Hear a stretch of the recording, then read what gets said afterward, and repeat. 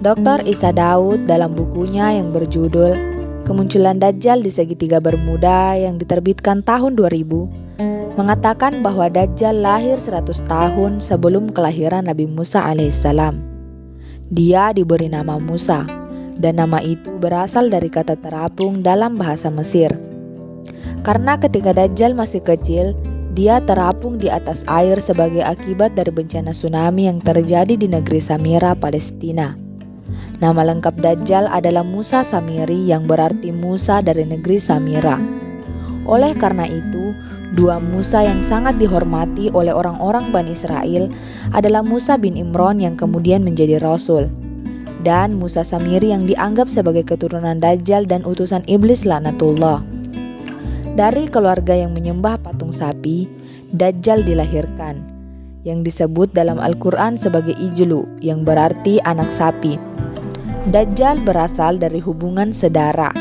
Perkawinan ini membuat Dajjal cacat yang akibatnya membuat salah satu mata Dajjal buta. Sejak kelahirannya, Dajjal tidak mau menyusui dan senantiasa tertidur, hingga mengakibatkan payudara ibunya mengalami pembengkakan hebat, sehingga menimbulkan panas yang luar biasa. 2 bulan kemudian ibunya meninggal. Pada saat itulah di negeri Samira terjadi gempa di dasar laut yang menimbulkan tsunami yang sangat hebat. Seluruh negeri itu hancur akibat banjir. Nyaris penduduk pada saat itu tidak ada yang tersisa. Akibat bencana tersebut, Allah Subhanahu wa Ta'ala mengirim Jibril untuk menyelamatkan bayi Samiri, yakni Dajjal.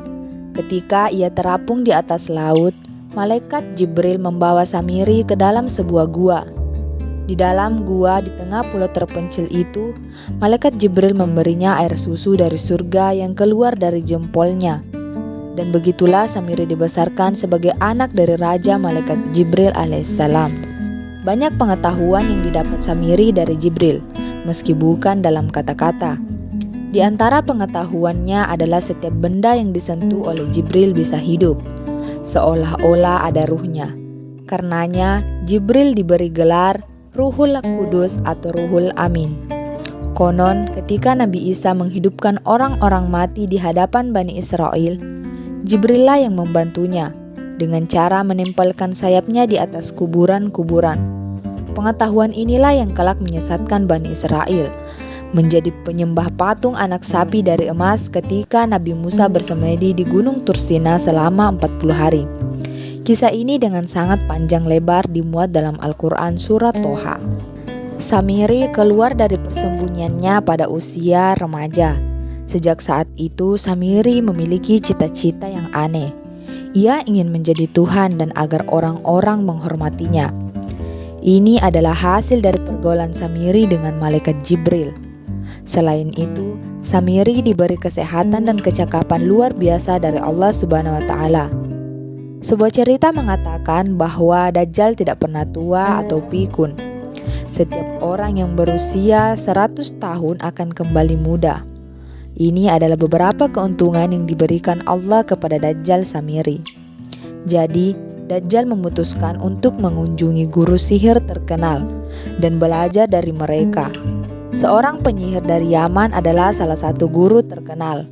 Tentu saja setelah mengunjungi dan menjajal para ahli sihir Mesir yang pada waktu itu sangat digunakan oleh para Fir'aun, Samiri akhirnya berhasil mengalahkan guru-gurunya dalam ilmu sihir. Dengan dasar inilah hingga kini Dajjal sebagai master sihir tiada duanya di seluruh dunia dan di samping penguasaannya pada teknologi. Dalam perjalanannya, Dajjal selalu datang pada setiap masa kenabian untuk menyesatkan umat manusia. Pertama kali ia pernah menyesatkan Bani Israel dari penyembahan kepada Allah kepada patung sapi dari emas. Sungguh suatu prestasi yang mengagumkan.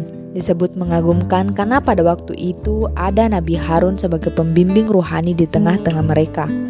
Dan yang jelas Musa masih hidup.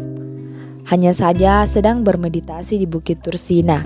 Pada zaman Nabi Isa pun, Dajjal pernah datang, namun diusir oleh Nabi Isa alaihissalam.